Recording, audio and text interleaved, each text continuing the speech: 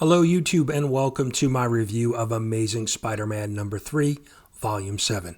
We're going to get into spoilers, so if you don't want to be spoiled, here's your warning. Let's take a look at the creative team.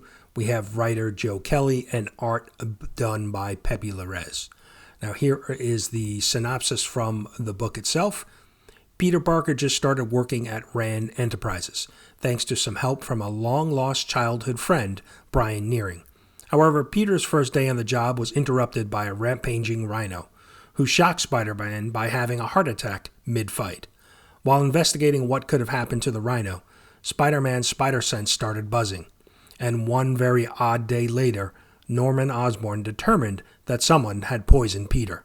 Despite the attack, Spider-Man decided to take his investigation to Ravencroft, where his friend, Shay Markin, is a nurse, only to be confronted by the psychotic supervillain, Itsy Bitsy. So let's jump into the story.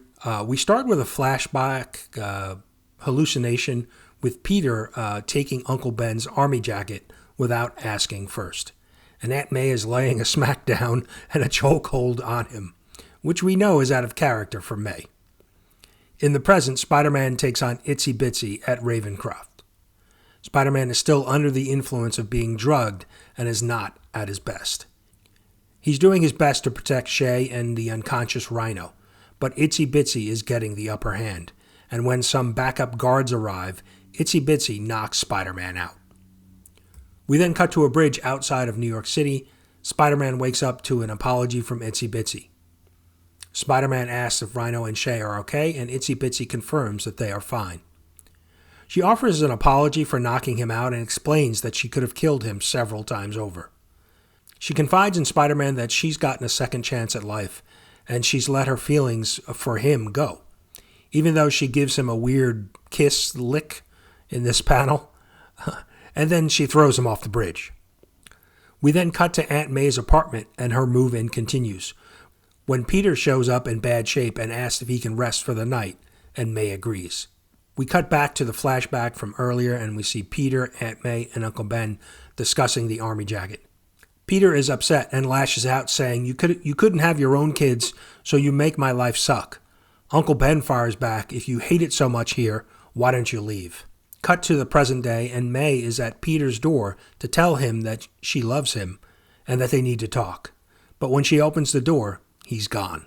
Peter is off to see Norman to get some help, and Norman explains he's already given him a week's worth of antipsychotics. He's going to have to just tough it out. In their discussion, Norman explains while he slept that Itsy Bitsy had destroyed a beverage division of an FDA facility, and that jogs Peter's memory about soda cans that he saw in Rhino's apartment. Before Peter swings off, he tells Norman he's good at this stuff. Norman replies, What, the first aid? And Peter says no, being a good guy. Peter takes one of the soda cans from Rhino's apartment to Brian and explains that this is why he's been acting weird, that he believes there's something in the soda that he drank. Brian agrees to analyze it, but if he finds nothing, he wants Peter to resign. In the meantime, Norman has tracked down the soda bottle company, and Spider-Man investigates to find out it's a drug lab. Just then, Peter hears a voice, and he's not sure if it's in his head or if it's real. Oh, and it is real. It's the hobgoblin. So that's where we leave off for issue 3. I really enjoyed it. It was actually a good story. The artwork is fantastic. I mean, take a look at this art in this book, and it's really done well. I have to say, like, Aunt May is a saint. She has dealt with Peter's ups and downs over the years, and she just still has nothing but love for that boy. I'm interested to see where this Brian friendship goes. Is it just a plot point to move this story forward, or will Brian be a friend who sticks around? The big issue I had in the story is that I'm not sure if it was in character that Itsy Bitsy would give Spider-Man a pass. I mean, she states that she has feelings for him, but I'm just not sure. I haven't read her previous introduction in Deadpool and Spider-Man, so I'm not sure if this is in something that she would normally do. So that was really the only problem that I had with the storyline.